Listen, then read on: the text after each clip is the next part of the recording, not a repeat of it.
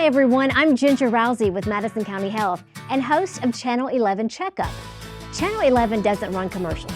As a community nonprofit TV station, they rely on donations from the public. It's super easy to donate. Go to their website, westtnpbs.org, and click on the Donate tab. Your donation stays local and helps WLJT be a community TV station for all of West Tennessee. Channel 11 is all about home. It's all about home. They used to call the fiddle the devil's instrument, but that didn't stop today's guest from learning to play it. Hello, I'm Peter Knoll. Straight ahead, we're sitting down with bluegrass music legend Wayne Jerrolds. We'll hear how he started his musical career that included playing with Reba McEntire, Tammy Wynette, Loretta Lynn, and was even asked to tour with the father of bluegrass, Bill Monroe.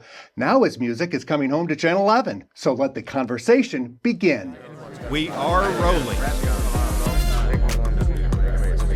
Confirm record. Can we get a mic check? Check, check. Stand by camera 2. Take 2. Stand by announcer in 3, 2. West Tennessee PBS presents Tennessee is Talking. Let the conversation begin. Welcome to Tennessee is Talking. I'm Peter Knoll. Our guest today is living proof that dreams do come true. We're in for a treat as we spend time with music bluegrass legend Wayne Jerrolds, from his start in Burnt Church, Tennessee, to performing at the Grand Ole Opry. Please welcome Wayne Jerrolds and his fellow musician and cousin, Frida Ash. Welcome to Tennessee is Talking. Well, nice to be here. Thank you. So, Burnt Church, small town, right? Tell us about it. Community, yes, out about 8 miles east of Savannah. And that's where you were born, right? Raised. You still go to church there, the church that your grandfather founded, correct? Yeah, I've played the piano there for about 50-something years now, every Sunday when I'm in town. And how many people live in Burnt Church? Oh, I don't know. What would you say, a couple hundred? Yeah. Probably a couple hundred.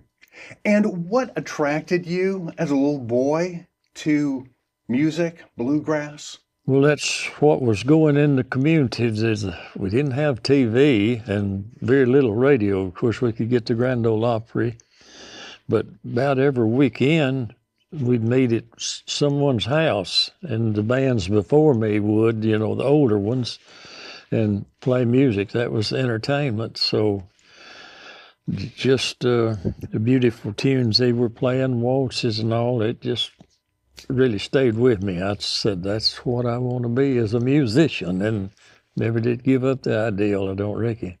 Now, did your folks support you playing, learning? Quite a bit, yeah, they did. Of course, back up a little before that, when I started high school, I wanted to play in the band, but they couldn't buy me an instrument, so they said, maybe someday we can find you a good used one. That never did happen. Even when I was in school, the instruments were like hundreds and hundreds of dollars. Now they're probably thousands. Mm-hmm.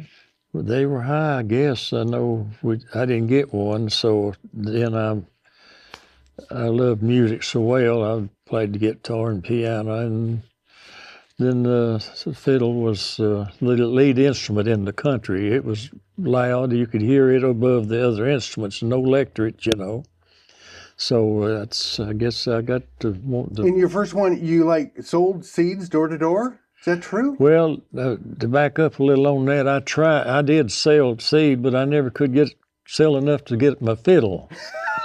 So I got a little money out of it, I guess, but not enough to get a fiddle. My uncle, he played, and he went into career in war, so he told him if he died, he wanted me to have his fiddle. So, of course, he made it through it, and I didn't get his fiddle. But finally, my mother, when I got about 16, she bought me one. She had worked at a shoe factory, and that's from then on, that was my main instrument. I played other instruments, but I loved the fiddle. You still have that fiddle?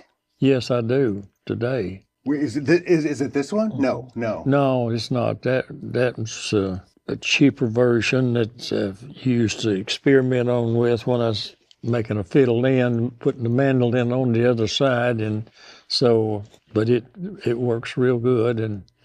And not just being, you know, a music legend in bluegrass, but you're also an inventor. You have a patented Yeah, I have new a patent instrument, on and it. it's Sure called have. the fiddle-in. Fiddle-in, Tell us about that. half fiddle and half mandolin. In other words, one on each side. Yeah, there it is.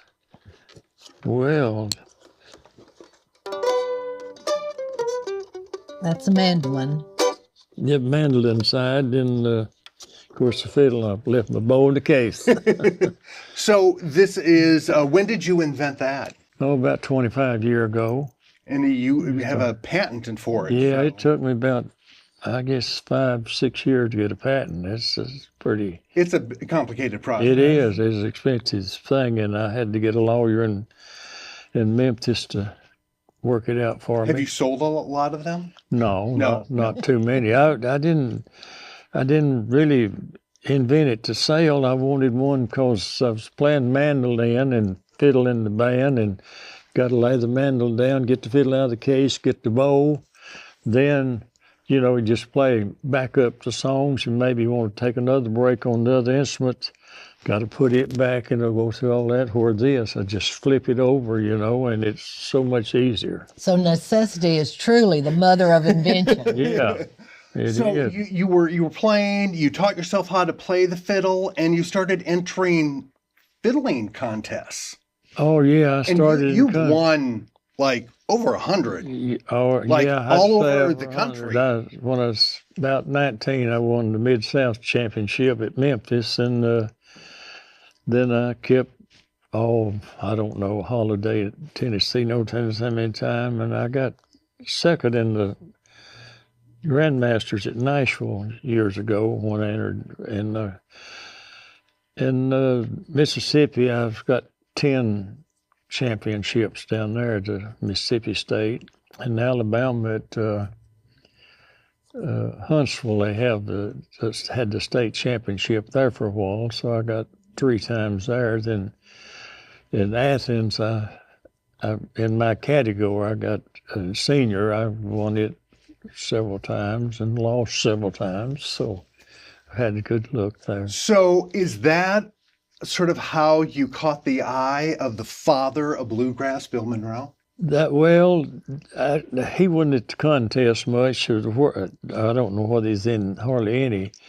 But when I was playing with the Warrior River Boys, we'd be on shows that he was on, and we was at Jemison, Alabama, playing a show, and he and his band had been out west playing for a couple of weeks, and they was kind of ill, and the fiddle player and him got into it on the stage and quit, just walked off.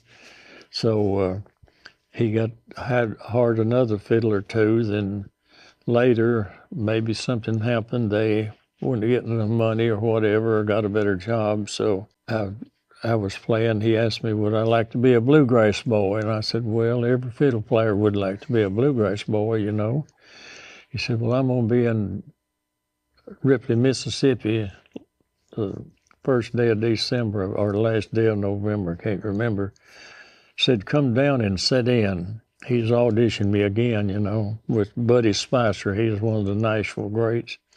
But Buddy's playing with Roletta Lynn's sister. What was her name? Crystal. Crystal Gale. And so he wanted to be with her and not be with Bill, because he'd played with Bill before, so he liked the money, I guess, better with Crystal Gale.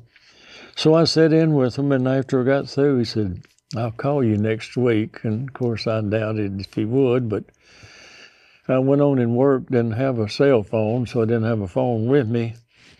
And I don't know whether they had cell phones back then or not. I hadn't heard one.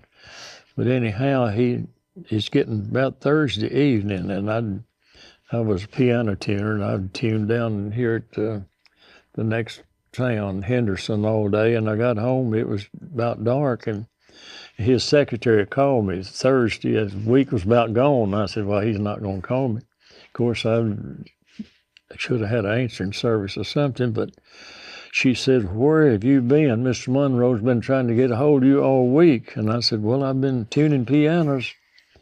said, Mr. Monroe, here he is. And he goes, same thing, where you been, boy? And I told him. He said, you want to play with me tomorrow night?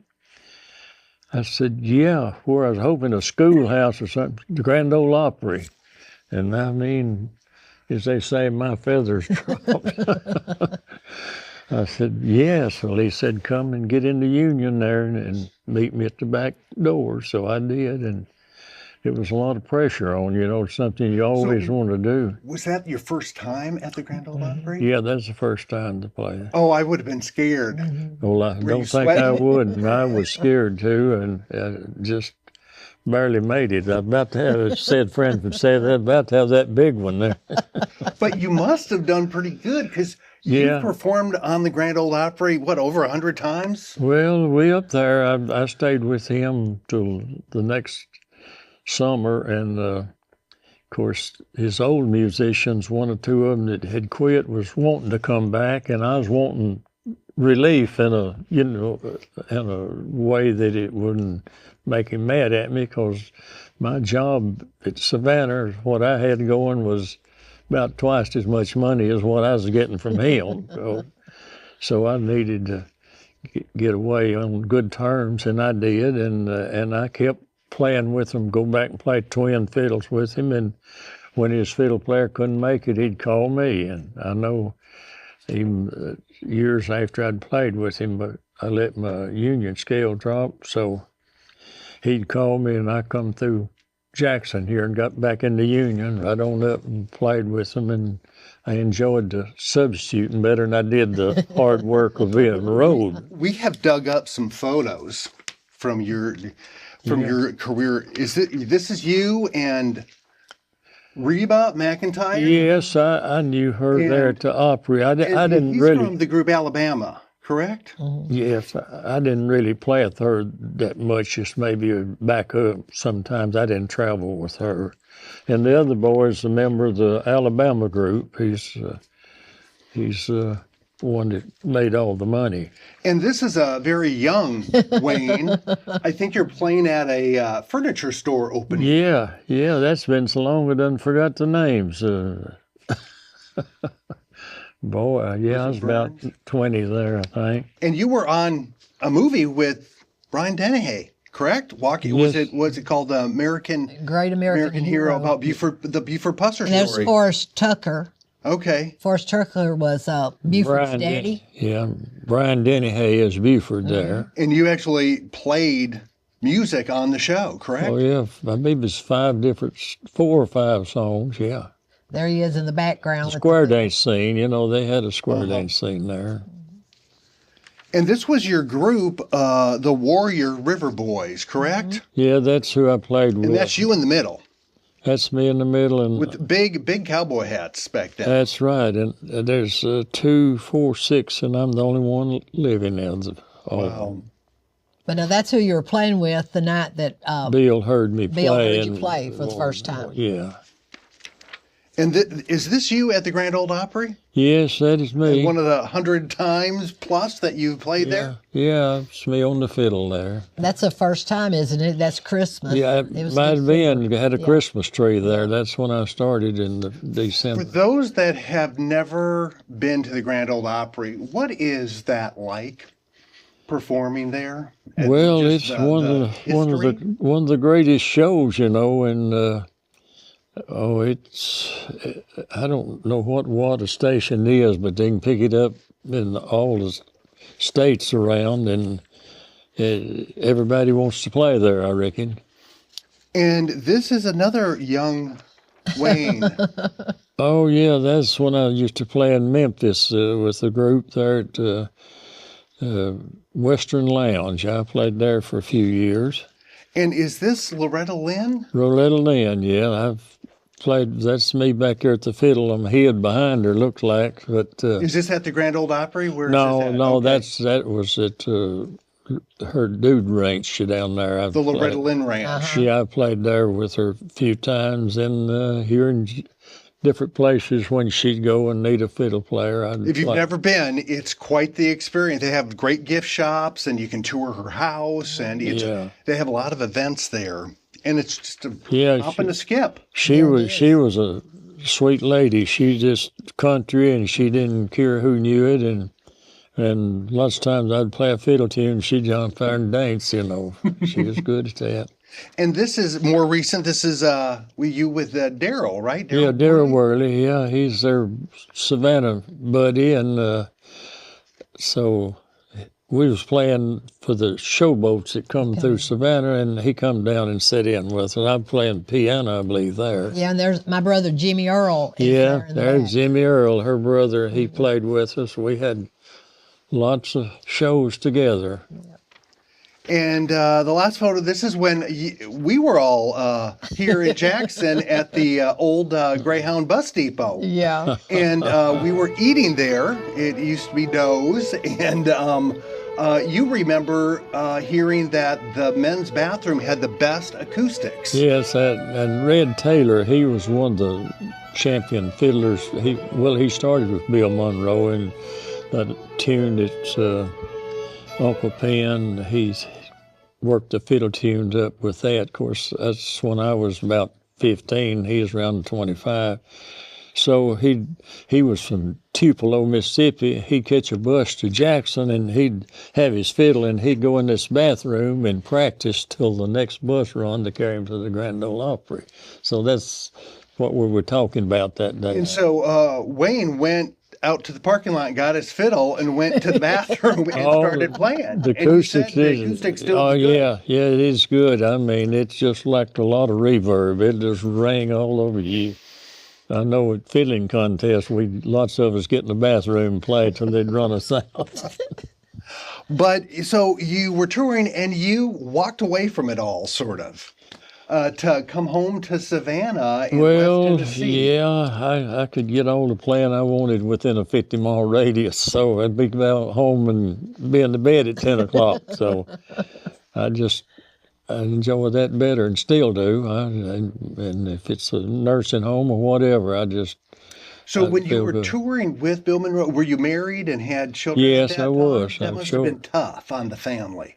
Well, yeah, of course we had her home, had it paid for, and my wife, she worked, and the children was getting nearly grown, so it worked out pretty well, and a lot better than it would if I'd have been much younger playing with him, I'm sure. I enjoyed playing with Mr. Monroe. He is a Southern gentleman. I mean, he had his way of doing it, and he was the boss, and I said that's the way it should be, because he made to be a legend by doing it his way. And so you also had a music store in Savannah for many years? Yeah, I did for several years, and that's where I met Darryl Worley. He used to come there and sit around and play, him and Marvin Franks. Marvin was a great singer and musician there in Savannah, and he passed away at the age of 51, so... And he lived with Tammy Wynette, and who did Marvin live with in Nashville and sang with him? Well, Marvin didn't stay there long. He sung with quite a few. I mean, maybe even George Jones, but didn't record with him and his sister. But he come back to Savannah. He was a church boy, too. Yeah, he told me, said we went out he had a beautiful sister, and she could open the doors for him, and they went out to Johnny Cash's house and he said, I'm about to lose my wife, and I just left Nashville and come back to Savannah. So he's pretty wise, I think. And you're not just a musician, you're also a composer. You have written several songs. And one of those songs has recently been named an official song of the state of Tennessee. Tell us about that. Yes, I have wrote several songs, and this one I'll have to give credit right here where it's due. They set up a session at the Capitol at Nashville to play, and Frida and Paula, my daughter, and me, we went up and played this song, and and it got real good response from it. They said, "Boy, that is beautiful. It's about Tennessee, nothing negative." Tennessee, correct? Yeah. And somehow somebody said it should be a state song. And of course, Freda can tell you more about how it could become Tennessee's state song. So you want to. Well, it just had to go through the legislature. There's a lot of I's to dot. And Senator Page Wally was really the champion of that, He right? is a champion, yes. Senator Wally is one of the most outstanding men that we've ever come across. But he is the one that helped push it all the way through. Well, we have a clip of you guys performing Tennessee from our friends at JEA 6 in the City. So let's watch that right now.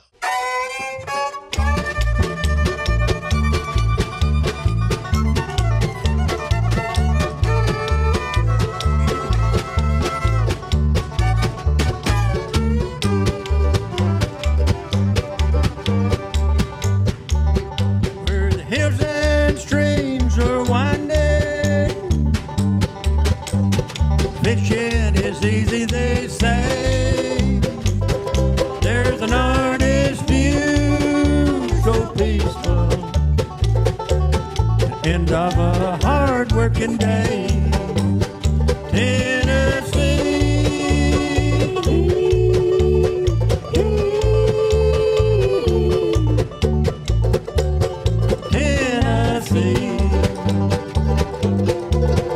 where the music is ringing at midnight, the mockingbirds are singing at daylight, the volunteer state you'll see, battlefield like old Shiloh, Tennessee, Tennessee.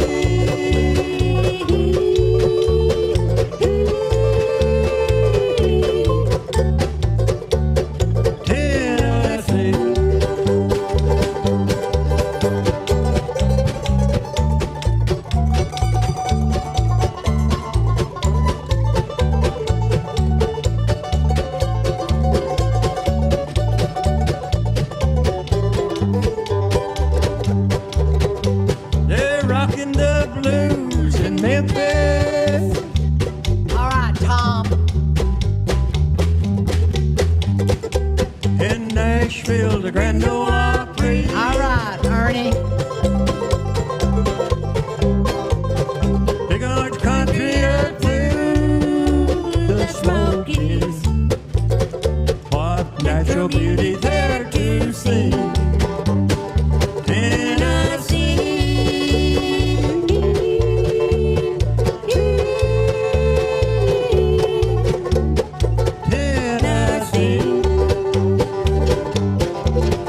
where the music is ringing at midnight, mockingbirds singing at daylight, like a Tennessee walking on your baby.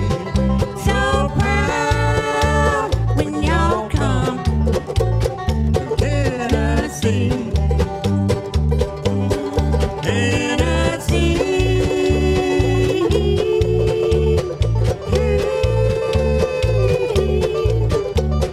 Tennessee.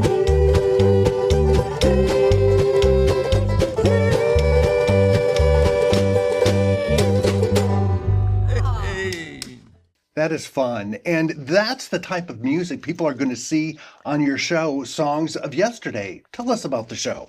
Well, that's mostly of local country musicians, and For right here in West Tennessee and Tennessee area. Mississippi. Mississippi. There's several bands that come in from Mississippi.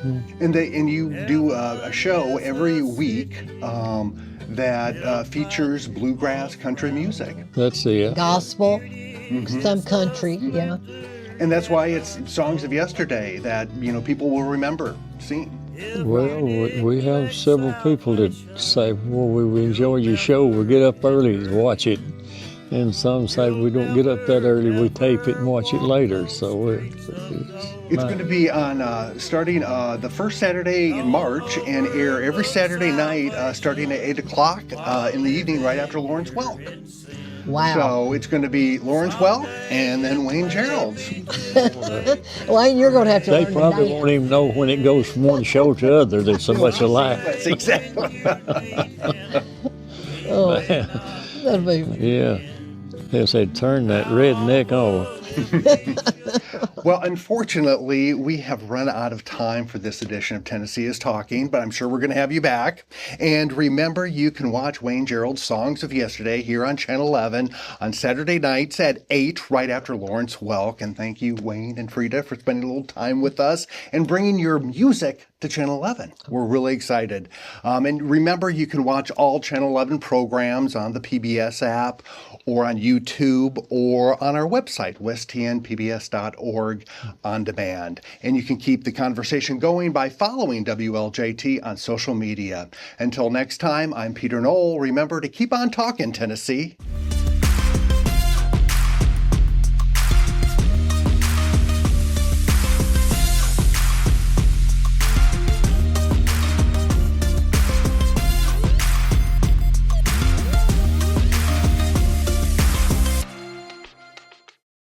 WLJT Channel 11 thanks Jackson attorney Jeffrey Boyd for donating a vehicle to our station. My wife and I watch PBS on Channel 11 constantly. Almost every day we watch Antiques Roadshow or Nova or Nature or something of that variety. I saw the ad on the internet asking for donations, and my wife and I discussed it, and she said that this would be a perfect opportunity for us to get rid of the 2004 Yukon that my kids have grown up driving over the years. I encourage everybody that has a vehicle that's taking up space in their driveway to donate to PBS and support your station and our community. I'm Jackson attorney Jeff Boyd. I donated a vehicle to Channel 11, and you can too. Call 1-844-678-8227 to find out more, or visit our website, westtnpbs.org, and click on the Donate tab. This is Steve Beverly asking for your help. WLJT Channel 11, West Tennessee's home for educational and quality TV since 1968, needs your financial support. We don't sell commercials. Instead, we rely on donations from viewers. Channel 11 is the most local station in all of West Tennessee, bringing you local shows about events, happenings, and issues important to West Tennessee. It's really easy to donate. Go to westtnpbs.org. It's quick, easy, and secure. Donate today and show your support for local, educational, and quality television. Channel 11 needs your support today.